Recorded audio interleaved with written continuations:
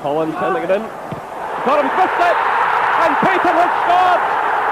An incredible goal for Celtic. 52 minutes gone, and it's Celtic 2, Rangers 0. And Andy Payton gets his 15th goal of the season. Well, the corner kicked him across from Collins. Andy got him, was rooted to his line, and there was Payton to send it into the roof of the net. That's Hagan playing it forward, looking for Hafley. It's away by Peter Grant. Hello and welcome to a very special episode of Four Tims in a Podcast. It's just myself, Daniel, this week. I'm joined in conversation with a Celtic striker from the 1990s, Andy Payton, Burnley lad, born and bred, decided to join us for a quick chat about his time at Celtic and what is perceived as the bad days. Andy certainly doesn't see it like that, so have a wee listen, and I think what you'll see is somebody that's definitely somebody that got the Celtic bug. So have a wee listen, hope you enjoy it, and I'll see you at the other end. Thanks, bye. Yep, so did you find it hard to get going at Celtic? Did you find it hard to settle into Glasgow? You know, what happened there? No, not really. I mean, I moved up to a house in Cumbernauld. I think Jackie Jakinowski had lived in there before, and he'd left the club and I came. So I moved straight into that house, which was good. I scored on my home debut. We won 2-0 on the Saturday. We beat Aberdeen. Jerry Creaney got 2, and then on the Tuesday or Wednesday we beat Dundee in the cup, and I scored. We won 1-0, and I got off the mark. And any player going to a new club, obviously as a striker especially, you want to score as soon as possible. So you know, I got off the mark pretty soon, and adjusted to, you know, the standard of training because, like I say, the squad were full of internationals. When you came up, Stuart Slater and Rudy Vata signed around about the same time. Did that help you settle in? Yeah, that's correct. We all signed on the same day. It was a funny one with Rudy because, that's right. So to begin with, I went into the hotel for a month. He put us in a hotel, and Rudy couldn't speak a word of English, obviously. So it was quite funny because we'd go down for breakfast and, you know, it was sort of sign language, you know. But Rudy, I think Rudy was Albanian, but great player. And he ended up doing really well at Celtic, and great lad as well. And Stuart came up from West Ham. Stuart came up with a big price tag. I think he was a record signing at the time. He'd just gone a long time without scoring a goal down there, and he sort of carried... He needed a goal at Celtic, you know, to sort of set him off, and he struggled a little bit. But he was a great lad, and he was a good talent as well. He, you know, I don't think it worked out for him as much, but great lad though. Did that help you settle in, that you weren't the new guy on your own, that you had two others, especially one, as you say, Albanian, that didn't speak English? Did you think that helped you settle in the group? Yeah, I mean, I might as well have been Albanian myself because I was from Burnley, you know what I mean? So the lads were struggling with my accent, I think. So, I mean, you get all the, you know, you get all the mickey taking and all that. And it was really funny. I think one of the things that broke the ice is what Celtic players used to do at the time. You remember the ground back then sort of had the track around the pitch. Do you remember that? Yeah. A bit of a running track around the pitch. Anyway, so what happened was, what player was it now? Mick Galloway. Yep. So Mick Galloway said to me, first training session, I'll beat you at 400 metres around that track all day long. And I'm looking at Mick, and Mick was quite a solid centre half, and I'm thinking, I can beat him all day long. Anyway, but I weren't biting. Anyway, cut long story short, all the players were into me, and they did it with all the new players. Anyway, eventually I said, right, come on then, we'll have a race. So everybody came out, managers, coaches, staff from the office, the kitchen staff, you name it, apprentices, everybody was there. So Mick goes one way and I go the other, and it's a race, 400 metres around the track. But what happens is Mick runs 2 yards, stops and starts laughing at me. I'd gone the other way, started sprinting, and I ran, I think I ran 200 metres before I realised what was going on, by which time everybody was pissing themselves laughing, as you can imagine. So it broke the ice a little bit because I broke the record. I think what had happened prior to me doing about 200 metres, I think the furthest anyone had run without realising that it was a joke was about 15 yards. I think I shut my eyes and sprinted, but it broke the ice with the players, and you know, and I got on with them all. Yeah, it was great bunch of lads. Did Liam Brady tell you what he was looking for you when you first signed? Did he tell you, you're here to score goals, or what was he like when you signed? Yeah, I mean, he's a great coach. He wanted me to score goals and sort of play.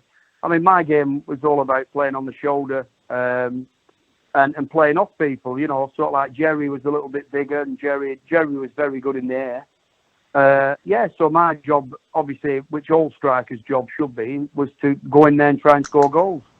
And I did okay. I mean, I think I played 46 games in total, including substitute appearances, and I ended up with 20 goals. So I mean, I can't complain at that. I actually finished top scorer that season, and scored the winner in the Old Firm at home. So I mean, I'd have taken that all day long, when I went up. Yeah, but before we got on to talking about the goal against Rangers, because I really wanted to cover that. When Frank McAvenny came back, did you feel that you and him had a wee partnership together? Yeah, we did a little bit. We sort of hit it off together because Frank had been a class act down at West Ham and that. And Frank, I could play off Frank sort of thing. And we had a little partnership going for a bit in a little spell.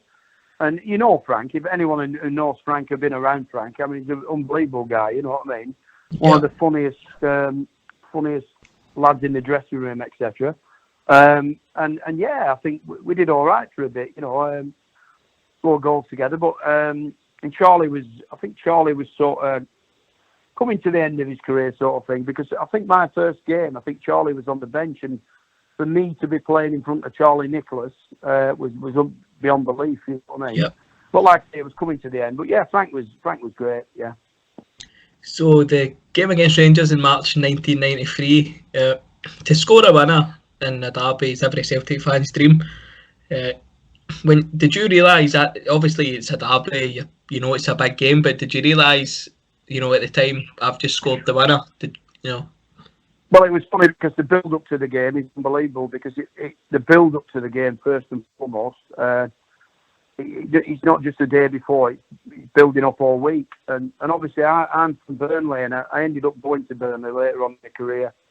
And Trevor Stephen at the time, I remember getting Trevor Stephen's autograph as a Burnley fan when I was about 14.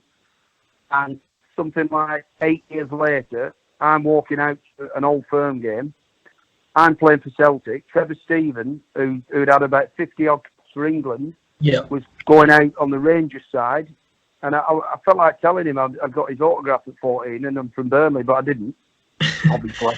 But, the intensity of that game, I got 5 stitches. I think McPherson caught me with his elbow and I came off, got stitched up, went back on, blood everywhere. I mean, obviously the game's changed now. There's no tackling, but then, I mean, the games are absolutely intense. It's the only game I've played in where you couldn't hear your teammates talking to each other. You couldn't hear the shouts because of the noise of the crowd.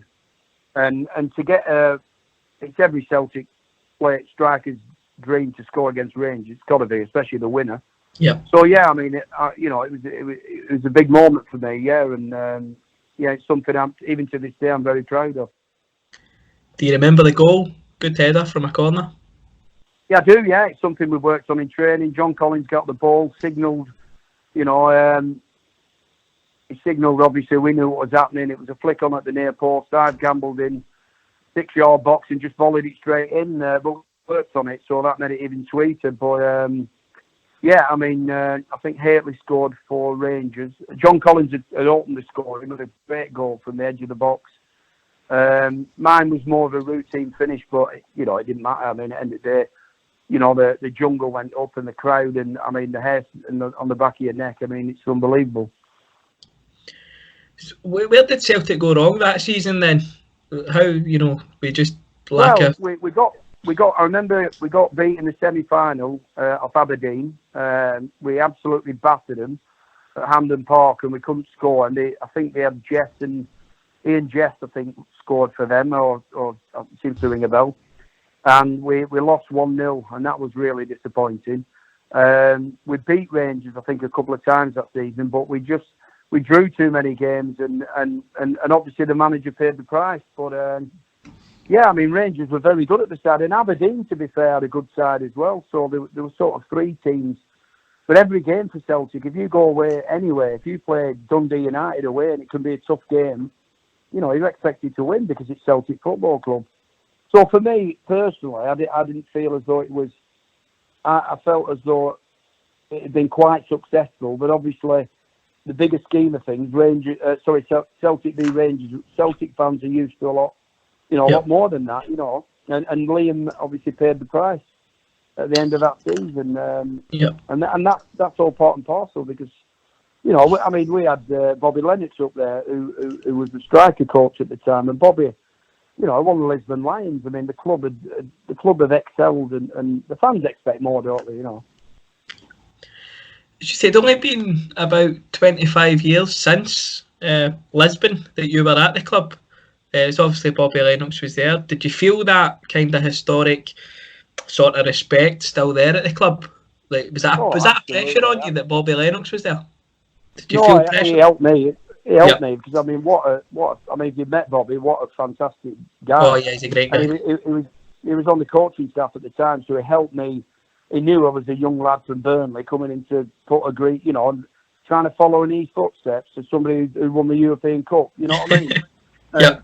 And he helped me. You know, he helped me.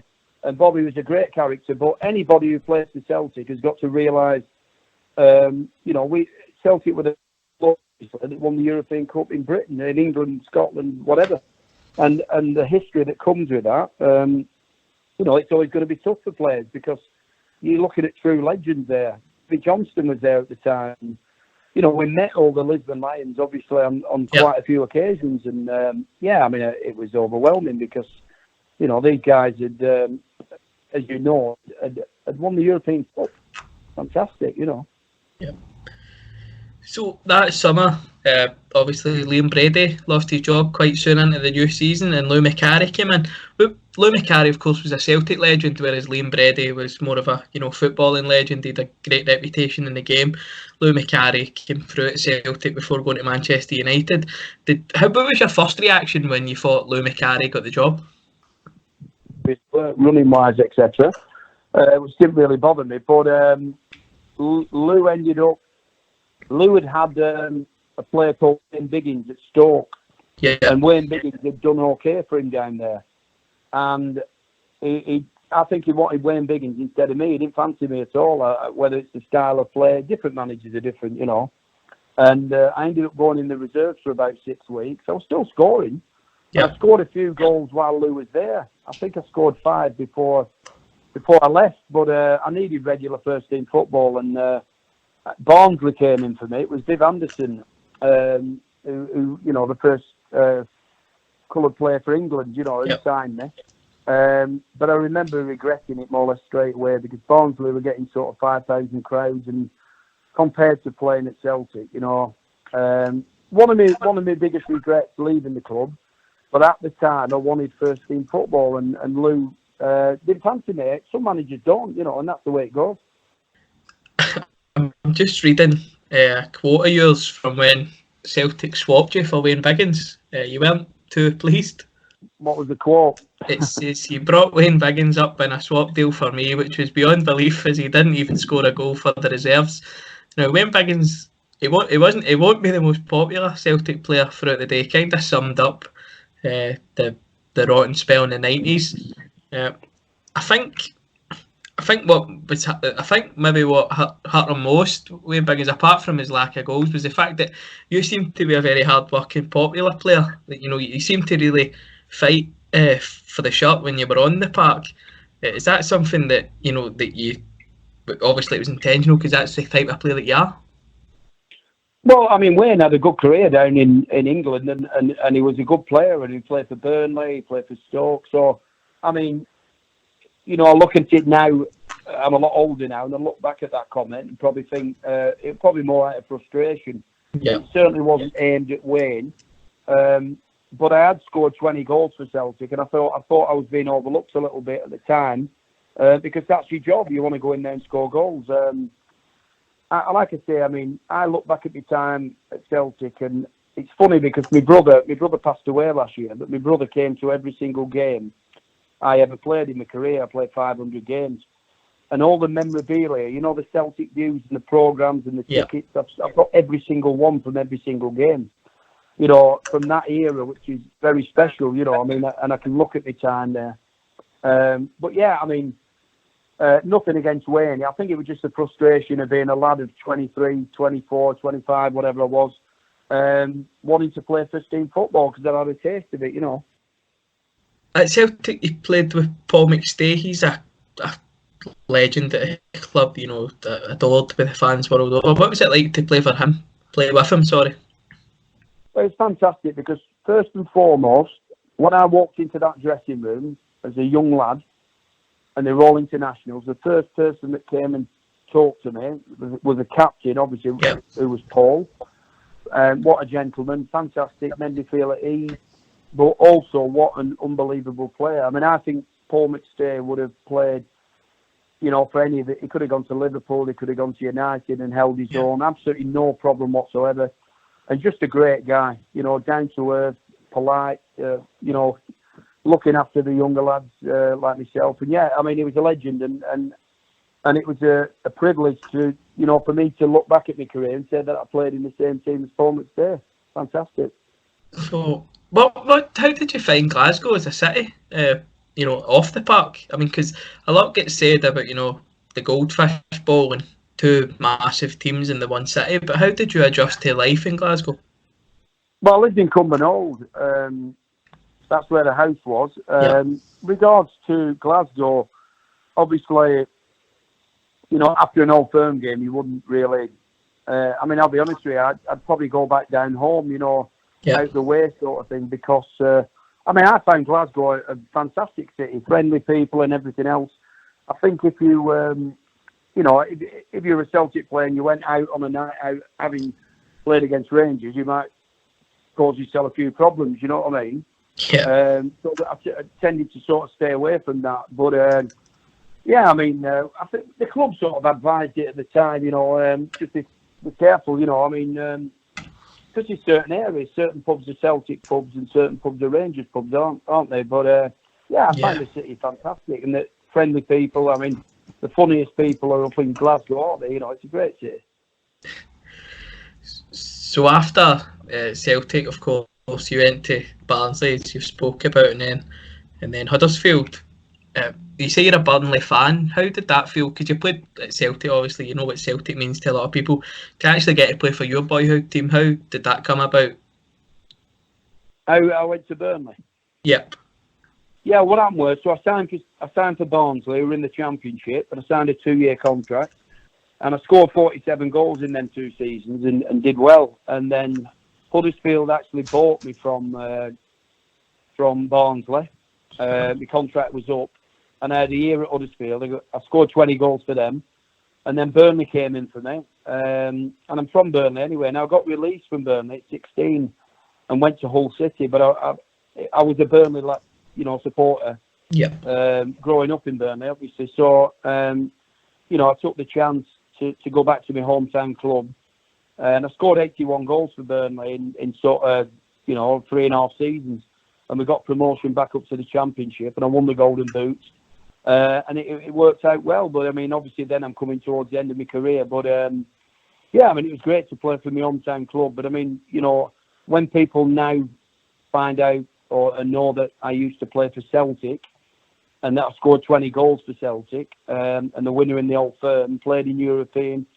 I played the Cologne game when we beat them 3-0 at home. We were 2-0 down from the first leg. Yeah. So I got a taste of European football as well. But Celtic's the one where people say, "Oh, you play for Celtic," and yeah, I'm very proud of that. You know. Oh, that's great. So after, what did you do after your career? Did you go into coaching, or, you know? Well, I have done now. I mean, I've done all my coaching badges now, and obviously I've gone right through, you know, the UEFA license and everything. So I am a coach. Yeah. I mean, when I came to the end of my career, I was nearly 38, believe it or not. I struggled for a couple of years, just coming to terms with the fact that I'd done it for 21 years, and it's a bit like coming out of the army a little bit, you know what I mean? But yeah, I mean, I'll be honest with you. So 8 years ago, I went teetotal, and it sort of transformed my life. And since then, I've done all my coaching badges, and you know, I work in football now, just at, you know, at the college and stuff like that. And I've worked in academies, and obviously looking for an opportunity. Everybody who's gone through the badges are looking for an opportunity, and I'm sure that one will come about. You know, hopefully back in you know, on a full-time level. But yeah, I mean, it's tough for a player when they've played for so long to adjust immediately to becoming a coach, because you don't want to be a coach because you're still a player in your head, if that makes sense. But no, I mean, everything's, you know, I mean, I'm 51 years old now.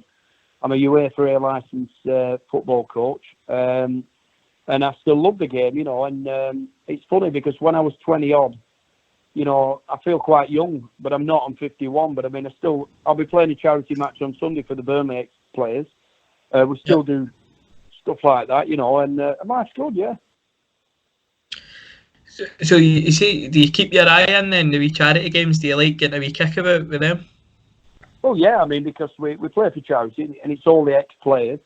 I wouldn't call it walking football yet, but obviously it's played at sort of half pace, because we're all knackered at 51. But yeah, I like to look after myself a little bit, and yeah, we I mean, it's usually a 90-minute charity game against another team, you know. So as you can imagine, if it's boiling hot, it's hard work. But yeah, I mean, football's, you know, it's in you sort of thing. So it's something we always, as ex-players, we always want to carry on, you know. Yep. Have you been back at a Celtic game since you left the club? You know something, believe it or not, I haven't. I've not been back to the ground since I left, which is unbelievable, really. Yep. But yeah, I mean, it's amazing. Obviously, you come back down here and it's not a million miles away or anything like that. But no, I haven't.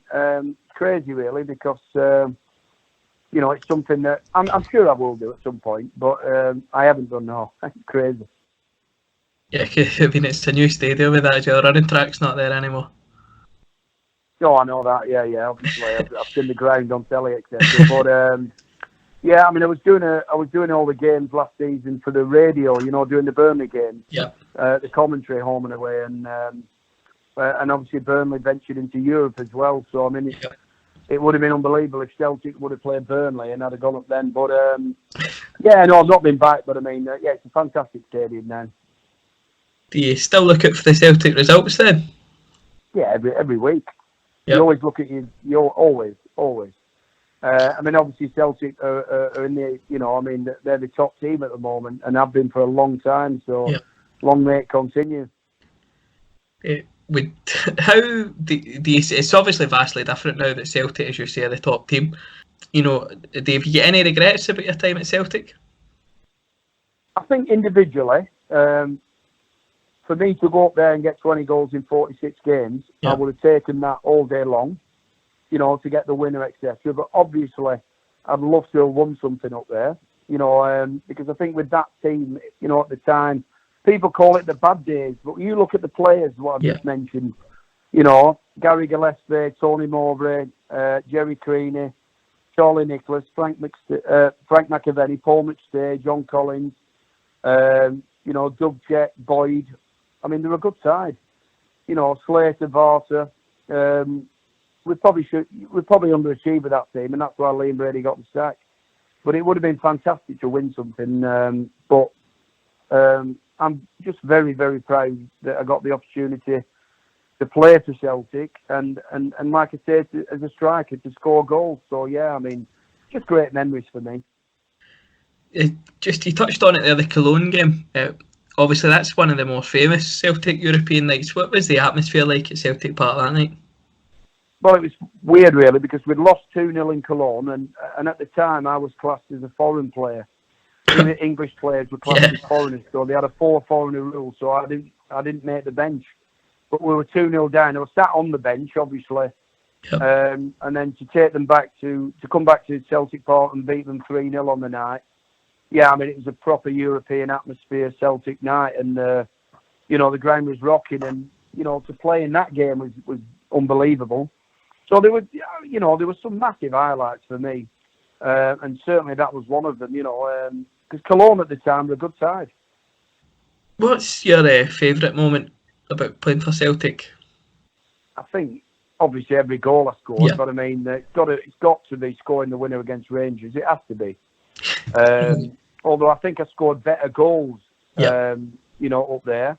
I actually got a hat-trick one game, and it was a cup game against, because Frank McAvenny scored it. We beat them 9, I think it was 9-1. Might have been Arbroath or someone like that. I can't quite remember. And Frank, so I got a hat-trick, but I didn't get the ball because Frank had scored the first hat-trick, if you get me. Yeah. But I scored at Pittodrie, I scored at Hearts, I scored it more or less everywhere, really. But, it's got to be the goal against Rangers, definitely, that stands out for me. Yeah, definitely. So what does Would have been a winner, Yeah. Of course. I mean, of course, I would give a lot up to have scored the winner against Rangers. But how now, as you say, as a Burnley fan, how do you feel you've done a bit of punditry there? How do you feel proud is it to see them grow into quite an established Premier League team now? Well, they've done fantastically well. Yeah. I mean, in my time there, we'd gone up to being, a regular championship side, sort of top end championship. But no, I mean the club has done well. Sean Dyche has done unbelievably well. When they went down, they kept Sean Dyche. Most other clubs would have fired the manager. Yep. They kept him. They went straight back up. And yeah, I mean, Burnley have got a squad. Burnley play 4-4-2, 2 big lads up front, play to the strength. Some people call it anti-football. I call it effective football. Yeah. And they seem to do enough every season to stay up in the Premier League. It's probably one of the top league, if not the top league, in the world. So yeah, I mean, they've done brilliantly. As you say, you seen them in Europe last year. They actually played Aberdeen. Did that bring some good memories back to you? Did you go to Pittodrie? I didn't do I did the home game. I didn't go away. I actually scored up at Pittodrie for Celtic. So I've been up there, and Aberdeen actually played well in the second leg, and it was quite tight. I think it was 2-1 or something like that. Yeah, and obviously they filled the away end. It was a good game. But yeah, I knew it'd be a tough game. I think Burnley, did they draw up there, or I'm not sure. Yeah, I think it was a one each draw. Yeah, it was tight, weren't it? But I said that all along. I mean, to go up to Pittodrie, it'd be tough, and it was. But yeah, I mean, it was good to see Scottish side in Europe. So in your career, who was the best player you played with? Was it at Celtic? Yeah, I would have thought probably. You look at the magic of Charlie Nicholas, Paul McStay, and the quality of John Collins. They were fantastic players. We had Paul Gascoigne come to Burnley and Ian Wright. My time there, obviously Gazza was struggling a little bit towards the end of his career. With problems that he's had. But I mean, to be in the same team as Paul Gascoigne and Ian Wright, Ian Wright had also played for Celtic. Yep. But they were great players. John. There was Joe Miller was up there at the time as well. I forgot about Joe. And Joe was a great player, Yep. But yeah, Paul McStay, John Collins, Charlie Nicholas, yeah. To be in the same team as them, what can I say? Fantastic memories. You just said that you played with Ian Wright at Burnley. Did that wee Celtic connection with him? Is that something that he's kind of bonded over? Well, we spoke about it when he came because Ian Wright had scored over 200 goals for Arsenal when he came towards it, really at the end of his career. And but yeah, we had a connection that we both played for Celtic, so straight away, it sets you off. And Wright, he was a character, obviously, which he's on TV now, Yeah. And also a fantastic player, international, great player. So yeah, it was good to be able to, share little stories about Celtic, at the time. Talking about people like Neely Mock, and Neely was on the coaching staff when I was there. And just funny, unbelievable characters, So yeah, great memories. I know I keep saying that, but yeah, every time I think about the club, it's just brilliant. Yeah. Yeah. Seems like you've caught the bug. And Yeah, I mean, once you put that shirt on and play for the team, you do. And like I say, I've got all the programmes and the Celtic views, and for 18 months, the whole time I was up there. But yeah, it just brings. I don't often speak to people that much about what happened while I was at Celtic. So this conversation's obviously bringing back some good memories. just so you finished your career at Stalybridge Celtic, that must have been nice. Well, I didn't actually. I didn't play any games for them. It was Oh. right at the end. On the Wikipedia thing, it says that, but I didn't. But yeah, my last game in professional football was, I think it was actually at Blackpool. I went on loan right at the end of my career, only for a few games, and then I played a couple of league non-league games, and then retired because you just pick up injuries and you get to 37, 38, and your legs have gone. So if you had what does the future hold for Andy Payton? Well, I mean, I'd like to certainly get an opportunity. Like I say, I've worked in academies at professional clubs, but I mean, I'd love to work with a striker. I scored 230 goals in my career in 500 games, which is quite a decent tally, I think any striker that gets over 200 can say that they sort of knew where the back of the net were. So, I mean, I've done my coaching badges, so to get the opportunity to go in somewhere, possibly work with strikers as well about, movement and one thing and another would be great. But, yeah, I mean, that's every former footballer's ambition, I think, to get full-time back at one of the clubs he played for. Just to finish off, Andy, thanks for your time. Have you got a wee message for the Celtic fans that are listening in? Yeah, I'd just like to say that it was an honour for me as a young lad from Birmingham to come up and wear that jersey and knowing the history of the club and meeting the legends up there, like I've said, like the people at the Bobby Lennoxes of this world, Yep. And I had a fantastic time up there, and I'd like to thank all the Celtic fans for giving me a really warm welcome up there, and yeah, for me, I know I'm repeating myself, but just fantastic memories.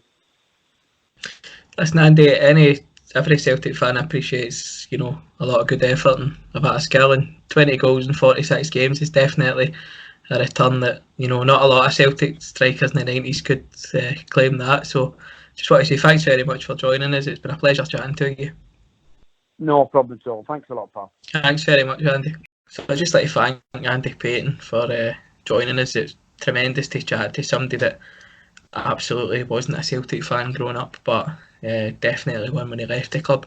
I think in these times where we're winning every week and every year's a treble, it's important to remember the years that we didn't win much, and I know a lot of people think that maybe myself's a wee bit too critical of the club at times, and it's because we all just want to see Celtic win every week. But listening to Andy speak so positively about the early 90s, when a lot of Celtic fans certainly don't share that view, so to hear somebody like Andy who played for it and to hear that he enjoyed playing for the club was certainly something that I was pleased about, because obviously you want every player that played for Celtic to have a lasting impression, and so thanks to Andy for joining in. And as they said, 20 goals in 46 games, that's a terrific record, and certainly any striker at Celtic in the 90s, certainly the early 90s, would have took that. So thanks for listening. If you've listened in, we'll be back next time with a full roundup again, the full team. And just thanks for listening. Hail, hail.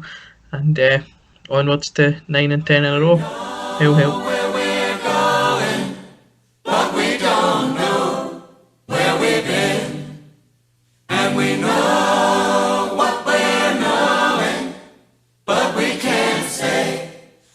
Seen, and we're not little children, and we know what we want, and the future is certain. Give us time.